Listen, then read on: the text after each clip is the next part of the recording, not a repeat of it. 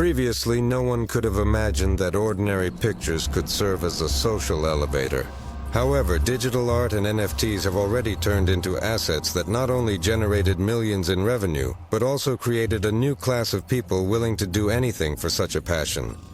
New technologies are always accompanied by bubbles, hype, and stories of quick wealth, just like with the first automobiles and the internet.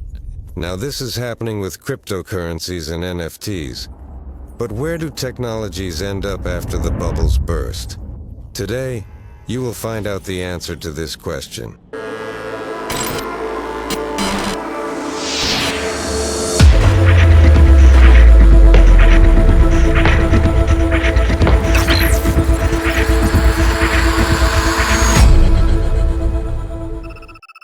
Chapter 1. Rise and Fall.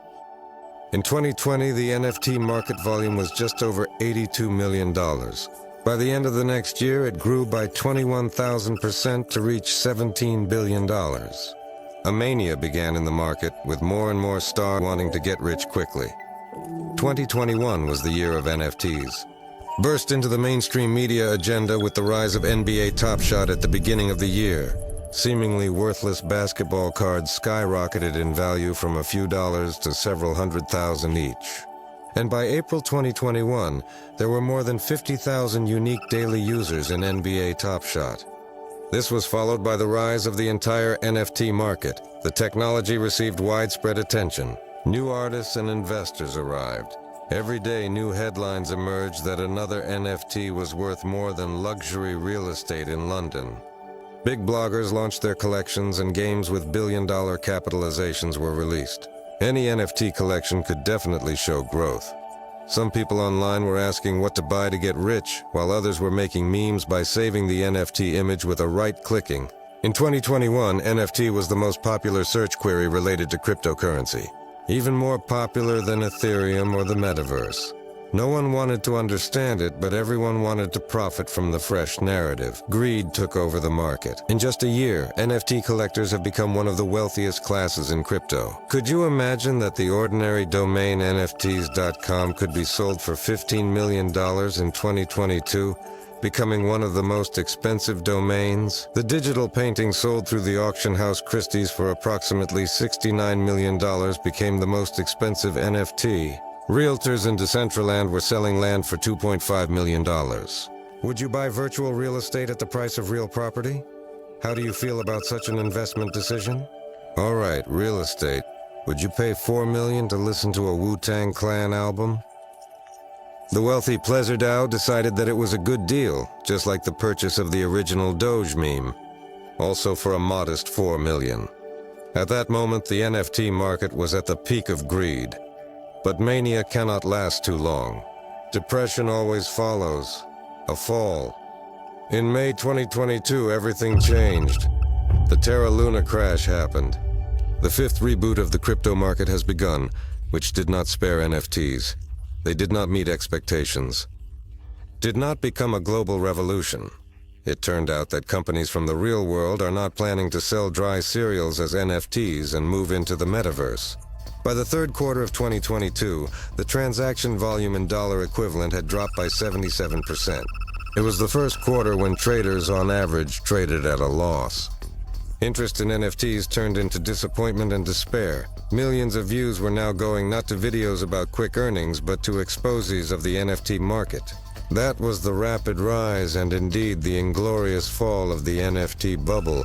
I would truly say that, in fact, if it were true, the general public has become disillusioned with NFTs, but the public is always one step behind.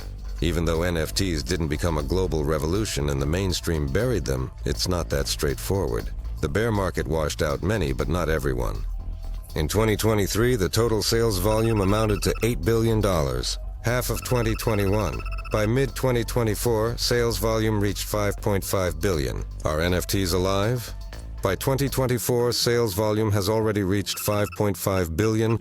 Are NFTs alive? Alive? No, they haven't returned to their former heights. They have evolved. Content creators felt their influence. Platforms began to approach project selection more responsibly. NFTs have become a large and diverse ecosystem, a tool. I will tell you about those who are currently, right now, driving this evolution. Subscribe to our channel to learn more about venture capital and cryptocurrencies. Chapter 3. NFT enters the physical world. Pudgy Penguins is the most well-known example of why NFTs are needed and how they help build comprehensive IP intellectual property. They appeared at the peak of NFT money in July 2021, sold out in just 20 minutes, and raised over $800,000 from their sale. Back then, one NFT cost $100. A lot for an image on the internet? Maybe. Now they are being sold for $40,000. Pudgy Penguins demonstrated how to create a full-fledged brand based on NFTs. By owning an NFT from the project, you become a part of it. The more successful the project, the more valuable your assets. NFT is about community, about bringing people together with a common goal and motivation. After their sale, Pudgy Penguins gained 8,000 dedicated supporters. For several years, they built the recognition of their brand. The Penguins now have over 1 million followers on Instagram, and they consistently achieve huge reach. It turns out that an NFT project doesn't have to be abandoned right after the sale. It was worth telling this to the founders whose collections died after the end of the bull market. In May 2023, the Penguins successfully raised a round of $9 million to implement their next step, launching a toy collection. First, they became the best-selling item in 3 different categories on Amazon, and then they launched in Walmart. And now, indeed, a penguin toy can be bought anywhere in the world. It took them less than a year to sell 750,000 toys and earn more than $10 million. This is a story about how an NFT project can become a full-fledged global brand and a recognizable IP. The difference between a Web 2.0 and a Web 3.0 brand is that if you had seen the potential of NFTs 2 years ago, you would have already earned $30,000 from each NFT.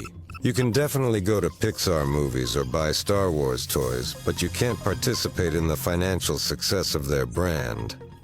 The role of a person in such an economy is that of an ordinary consumer. The infrastructure is developing. Initially, NFTs were conceived as a tool for artists to finally monetize their creativity. They emerged from under the yoke of publishers or large companies. Went directly to the audience. When the market was at its peak, everyone forgot about it. But the bursting of the bubble cleared the space of unnecessary people. Only the most daring projects or dedicated artists remained. Platforms focused directly on art began to emerge. The infrastructure is not standing still. OpenSea lost its monopoly position. Today we use Blur and Magic Add-on. Entire blockchains for NFTs are starting to appear. For example, Zorro. Think of it as Instagram for artists. A perpetual digital exhibition where the author earns from everyone who resonates with their art. In its first year of existence, Nezora achieved sales of over $300 million. In 2022, the project attracted investments totaling $50 million. It might become the next unicorn in the market. We also made our mark in the history of Zora. Together with the artist and our friend Space Editor, we prepared a commemorative NFT. Friends, are you in? QR code for the image. For new networks, it has become the norm to use and integrate NFTs into their architecture. Linea used NFTs to reward network participants. Manta built its farming company on them. NFTs have become the main building block for the GameFi industry, perfectly aligning with the crypto economy. Games like Fantasy Top and Sorare actively use NFTs. Sorare is a platform for fantasy football that raised over $700 million in investments in 2021 and continues to grow actively. Why do some people believe that NFTs are dead while others are investing in building projects? Finale. The technology adoption cycle, or the Gartner hype cycle. This is a theory about how any innovations come into our lives. It reflects the specific dynamics to which public opinion is subjected, how the stages of euphoria and disappointment alternate before a technology gains the long-awaited acceptance. NFTs have gone through this cycle over the past few years. The public lost interest, but interest is always temporary. If NFTs have survived their lowest point and continue to find applications time and again, it means they are here to stay. In the world of venture technology, you need to learn to see the big picture, to take a step back. There are many new Pudgy Penguins around us. You just need to find them. If you are watching this, you are on the right path.